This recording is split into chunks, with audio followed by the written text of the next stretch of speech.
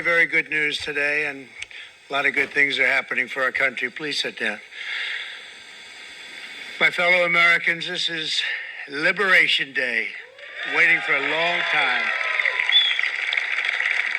April 2nd, 2025 will forever be remembered as the day American industry was reborn, the day America's destiny was reclaimed, and the day that we began to make America wealthy again. Going to make it wealthy, good and wealthy. For decades, our country has been looted, pillaged, raped, and plundered by nations near and far, both friend and foe alike. American steel workers, auto workers, farmers, and skilled craftsmen, we have a lot of them here with us today.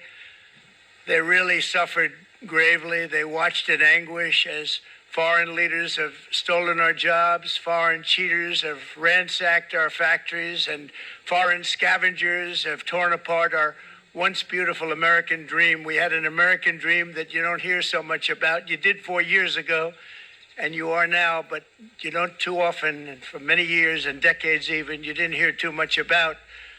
Our country and its taxpayers have been ripped off for more than 50 years, but it is not going to happen anymore. It's not going to happen.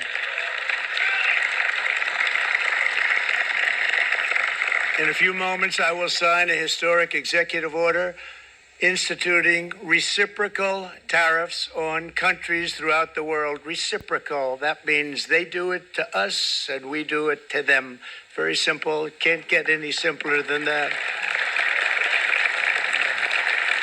This is one of the most important days, in my opinion, in American history. It's our declaration of economic independence. For years, hardworking American citizens were forced to sit on the sidelines as other nations got rich and powerful, much of it at our expense. But now it's our turn to prosper, and in so doing, use trillions and trillions of dollars to reduce our taxes and pay down our national debt, and it'll all happen very quickly. With today's action, we are finally going to be able to make America great again, greater than ever before.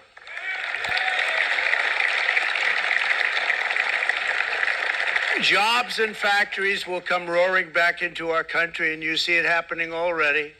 We will supercharge our domestic industrial base. We will pry open foreign markets and break down foreign trade barriers.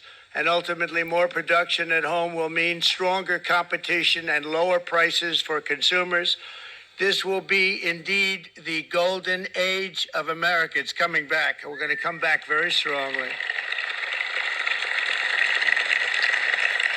We're pleased to be joined on this momentous occasion by Vice President J.D. Vance. J.D., thank you. Thank you. Thank you very much. Where are you, J.D.? No, that wasn't too hard to find. I was looking, he likes to take a low-key attitude, so it'd usually be sit right in front. He's gaining a lot of confidence, Mike, isn't it?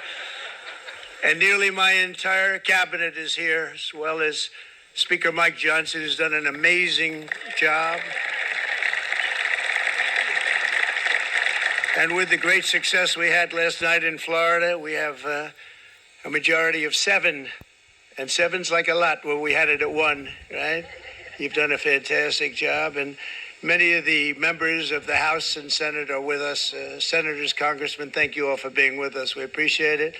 For decades, the United States slashed our trade barriers on other countries, while those nations placed massive tariffs on our products and created outrageous non-monetary barriers to decimate our industries. And in many cases, the non-monetary barriers were worse than the monetary ones. They manipulated their currencies, subsidized their exports, stole our intellectual property, imposed exorbitant VAT taxes to disadvantage our products, adopted unfair rules and technical standards, and created filthy pollution havens. They were absolutely filthy, but they always came to us and they said, we're violating, we should pay for it. It's all detailed in a very big report by the U.S. Trade Representative on foreign trade barriers, and I'll just hold it up for you. It's available, and you don't have to pay too much. As I understand it, you'll pay nothing. It's a lot of work for something, actually, because it's a special book. It's frankly, it's very upsetting when you read it, when you see what people have been doing to us for 30 years. This all happened with no response from the United States of America, none whatsoever. But those days are over. Let me offer just a few examples of the vicious attacks our workers have faced for so many years. The United States charges other countries only a 2.4 tariff on motorcycles. Meanwhile, Thailand and others are charging much higher prices, like 60%. India charges 70%. Vietnam charges 75%, and others are even higher than that. Likewise, until today, the United States has for decades charged a 2.5 tariff. Think of that, 2.5% on foreign-made automobiles. The European Union charges us more than 10% tariffs, and they have 20% VATs, much, much higher. India charges 70%, and perhaps worst of all are the non-monetary restrictions imposed by South Korea, Japan, and very many other nations. As a result of these colossal trade barriers, 81% of the cars in South Korea are made in South Korea. 94% of the cars in Japan are made in Japan. Toyota sells 1 million foreign-made automobiles into the United States, and General Motors sells almost none. Ford sells very little. None of our companies are allowed to go into other countries. And I say that, friend and foe. And in many cases, the friend is worse than the foe in terms of trade.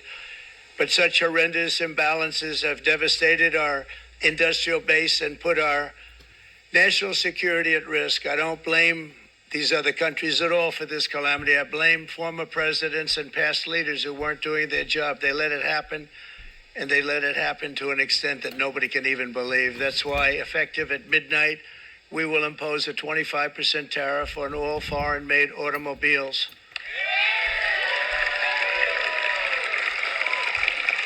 Thank you. Brian, I'd like to have you come up here for a second, okay? I just see him sitting. He's been a fan of ours, and he understands this business a lot better than the economists, a lot better than anybody. Brian, say a few words, please, would you? Thank you, Mr. Thank you. President. It's a great honor to have you. Thanks. Thank you, Mr. President. I grew up just north of Detroit, Michigan.